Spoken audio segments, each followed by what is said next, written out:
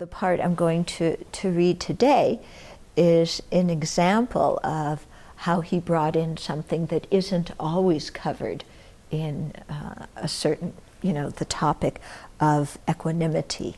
Okay, so there's two kinds. In the Lamrim, we talk of the equanimity in general, that is equalizing friend, enemy, and stranger. Yeah, and then this second kind of equanimity we often call equalizing self and others, because it's an equanimity between myself and others. So whereas the first one was equalizing friend, enemy, and stranger, now we're seeing that self and others are equal. Okay, so this is going much deeper and hitting much closer to the center of the self-centered thought. Okay, so he says in here there's a 9-point meditation, okay, to develop the inner experience of this type of equanimity. The first 6 points approach the topic on the conventional level, and the last 3 points on the ultimate level. And when we look at the conventional level, the first 3 points have to do with our own view, and then the second 3 points have to do from the viewpoint of others.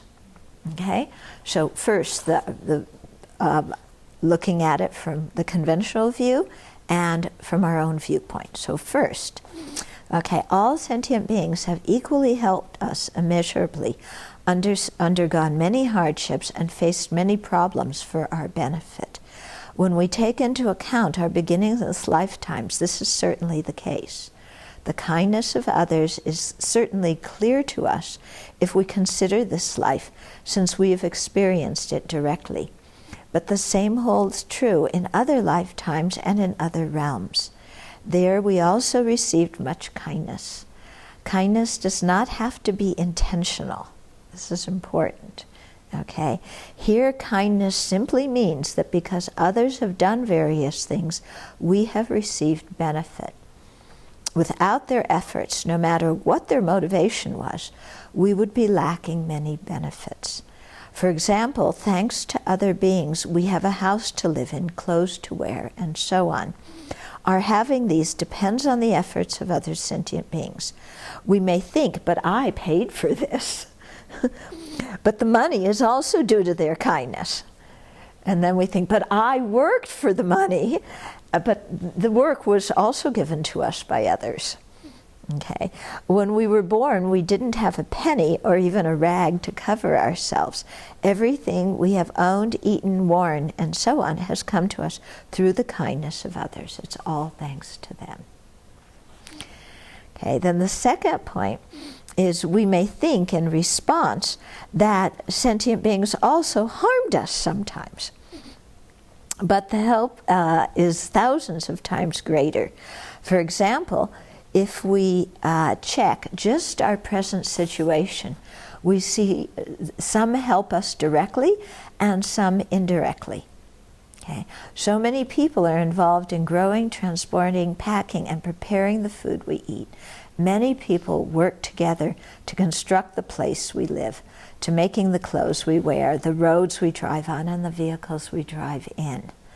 Everything we use depends on others. This is related to our experience, so we can recognize it easily. And then the third is even in the few cases when others have harmed us. Notice he says, the few cases that others have harmed us, seeking revenge is self-defeating. Since death is definite and the time of death is indefinite, wanting to harm others makes no sense. It is like squabbling. It's like the squabbling of prisoners condemned to death. Okay. Then looking at the equality of self and others, again from the conventional viewpoint, but here from the viewpoint of others. Okay. So here, the first point is sentient beings are equal in wanting happiness and not wanting suffering. They are equal in having a right to happiness and freedom from suffering. Every way we look at it, they are equal. And that includes us. We're not more important than them. Okay? We can't say that anyone, ourselves, friends, enemies, or strangers, is more important in wanting or having a right to happiness and freedom from suffering. That one really cuts at the self-centeredness, doesn't it? Then the second is, given their equal wish and right to happiness, it would be inappropriate if we help some beings with a partial mind. For example, 10 beggars come to our door, hungry and thirsty, all hoping that we'll give them something to eat and drink. It would not be at all right if we were to be attached to some and have aversion to others. They are equal in their hunger and thirst, equal in wanting food and drink, and equal in hoping that we will help. Therefore, attachment and aversion are totally inappropriate. On a practical level, it is not possible to help everyone equally. There are those who we can help directly, some through our actions, some through our speech. There are those we cannot help directly, and in this case we help them with our thoughts and prayers. Okay? However, on an internal level, we can cultivate the attitude that regards all of them equally and would like to be able to help all of them equally. And that includes ourselves. Yeah? Not helping ourselves, but also not ignoring ourselves. Not helping ourselves at the expense of others, I should say, and not ignoring ourselves. And then the third is, suppose that we are a doctor and 10 very ill people come to us in the hope of receiving medicine and treatment. Since they are equal in their hope and in not wanting to be sick, it would not be right for us to be biased in our treatment of them. This reason, like the preceding one, is to amplify the meaning of the first point in this set, which is everybody that is equal in wanting happiness and suffering. It's talking about our internal attitude, not our practical ability to alleviate suffering. Okay, that's important. Okay. Then, looking at the equality of self and others from the ultimate viewpoint. So first is, we develop attachment to those who help us a little and see them as good people. Those who harm us a little, we loathe and see as bad people, right? We regard them as being good and bad from their own side. This state of mind is not realistic. If it were, the Buddha would see things that way, but this is not the case at all. If one person on one side of the Buddha anoints him with fragrant oil, and another person on the other side hacks at him with a knife, the Buddha does not regard one person as good and the other as bad, becoming attached to one and disliking the other. If there were a real difference between the two people, the Buddha, with his clear-sighted wisdom, would see it. However, he does not see one person as inherently good and the other as inherently bad. That's important to remember. And second is, people appear nice and horrible to us from their own side, but that is not how they actually exist. The appearance of someone as good or as bad is a dependent arising, an event that comes about in dependence upon the gathering together of particular causes and conditions, such as a little help or a little harm. It is thus something changeable by nature. It is not fixed, because friend and enemy are not friend and enemy from their own side. Okay, we can see in our lives that as conditions change, people easily change roles in relationship to us. Thus, they are not permanently our friend, enemy, and stranger. So if they were inherently a friend, enemy, and stranger, then they would always be that way. It would be impossible for them to change categories. But they always change categories. And then third is, similarly, we think, this person is my enemy and this is my friend, as if they were always permanently and irrevocably that way.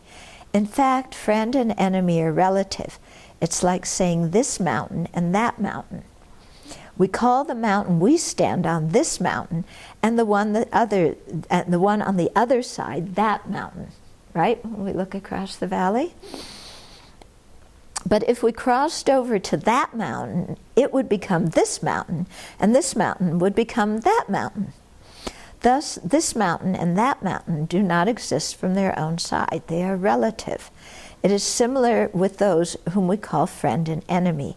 These terms are relative and changeable. No one is inherently a friend and worthy of attachment. No one is inherently disagreeable and worthy of aversion. Okay, so also I remember when Serkam Rinpoche taught that one. I'll never forget this teaching, because Alex was translating, and Rinpoche was explaining that just even saying me and others is like this side of the mountain and that side of the mountain, and so saying, you know, I am I, and you are you, and because I'm me, then I'm more important. Because you're you, you're less important. And then Rinpoche started conversing with Alex and saying, are you I or are you you? You know, and Alex would say, I'm I. And Rinpoche said, no, you aren't, you're you. You know, and they started going back and forth about this. And then finally Rinpoche said to Alex, so you don't even know who you are anymore. Are you self or are you other? Yeah? And this is a very, very good point to remember, you know, especially when we really get caught up in what's happening to me, to remember that what's happening to me in somebody else's eyes is other. And then when I look at that person and think, well, they have things happening in them, I don't place it nearly as important because it's what's happening to somebody else. So similarly, they're looking at what I'm thinking and feeling as other and as something that's not so important. And, well, maybe they're right. There's more of them than me, so, you know, my big story maybe isn't so important in the world because to many other people it's other story. So, you know, I don't need to make such a big deal about it. Yeah, that can be very, very helpful to us sometimes. Yeah. So, but conventionally you should know who you are. But I don't know, you're all others. I'm the only I. I disagree. Who are you to disagree? Yeah. So you see, you know, how skewed our perspective is sometimes. Just always thinking, you know, how it looks from my viewpoint is some objective reality out there. It's not.